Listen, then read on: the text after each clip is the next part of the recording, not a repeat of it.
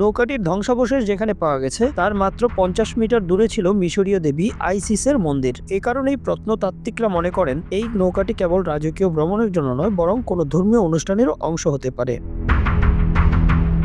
সম্ভবত এটি ছিল আইসিস দেবীর সঙ্গে সম্পর্কিত পবিত্র নৌযাত্রা নেভিজিয়াম ইসিডিস নামের এক ধর্মীয় উৎসবের অংশ। অধ্যাপক ফ্রাঙ্ক গডিও, যিনি এই খনন কার্য পরিচালনা করেছেন, তিনি মনে করেন প্রায় 50 খ্রিস্টাব্দের দিকে এক ভয়াবহ প্রাকৃতিক দুর্যোগে এই নৌকাটি ডুবে যায়। ভূমিকম্প, জলোচ্ছ্বাস, একই সঙ্গে ধ্বংস হয়ে যায় আইসিসের মন্দির, ডুবে যায় উপকূল রেখার বড় অংশ, আর সেই সঙ্গে সমুদ্রের তলায় হারিয়ে যায় এই রাজকীয় তরণী।